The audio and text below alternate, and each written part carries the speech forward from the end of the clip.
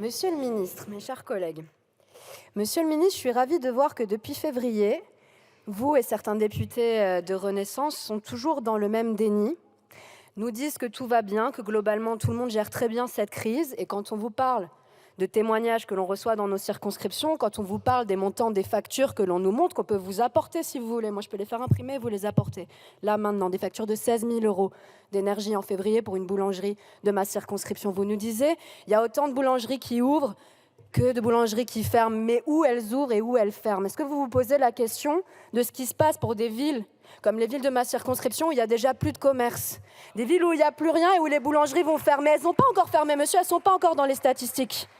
Oui, d'accord, je vais parler au nom d'Yacine, je vais parler au nom de Sophie. Ils n'ont plus que quelques mois à vivre, ils vont arrêter. Oui, vous faites cette tête-là? Vous faites cette tête-là parce que j'ai dit leur prénom? Parce que c'est des vrais gens, en fait. On parle de la vie des vrais gens et il y a des vrais gens dans cette tribune qui vous regardent. Mais on va élever le débat. On va élever le débat, monsieur. On ne va pas parler que des boulangeries, on va parler des PME. On va parler des PME et on va vous parler de chiffres, de vrais chiffres, de statistiques, puisque vous aimez ça. Vous savez de combien ont augmenté les faillites de PME? Vous me laissez parler ou pas? Vous savez de combien ont augmenté les faillites de PME depuis un an? De 43%. Vous savez que dans l'agroalimentaire, c'est 86% de faillites en plus ce mois-ci. Vous savez que c'est 117 000 emplois qui sont menacés dans l'industrie aujourd'hui parce que vous n'agissez pas. Ensuite, l'inflation alimentaire. L'inflation alimentaire, elle est due à quoi? Elle est due à la spéculation dans l'alimentaire, mais elle est aussi due à la spéculation dans l'énergie.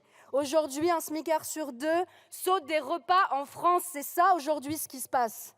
D'accord? Donc non, vous ne gérez pas cette crise. Pendant ce temps-là, EDF, qui produit 80% de l'électricité en France, enregistre des pertes colossales, alors que le prix de l'électricité n'a jamais été aussi haut. Pendant ce temps-là, Engie et Total Energy ont augmenté leurs bénéfices de 42%. Est-ce que vous trouvez ça normal? Mais ouvrez les yeux, vous défendez l'indéfendable.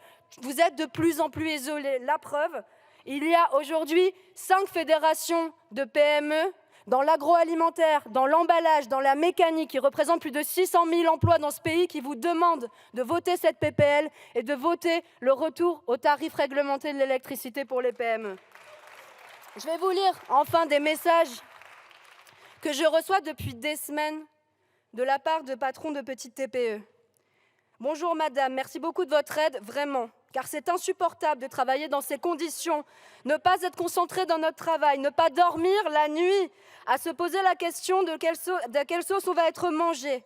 Je ne sais pas si je dois licencier, j'évite de me prendre un salaire pour assurer. Merci de nous aider pour le bouclier tarifaire, nous sommes une TPE, nous employons 8 personnes, si ça continue on sera tous au chômage et nous aurons perdu le travail de toute une vie. Pas de facture pendant 3 mois et là, bam, 11 000 €, impossible à payer. Tant d'années de travail pour tout perdre, ça fait mal. C'est très dur, on ne sait pas combien de temps on va tenir. Bonjour, merci de mettre la politique au service du peuple et non pas de l'inverse. Merci beaucoup.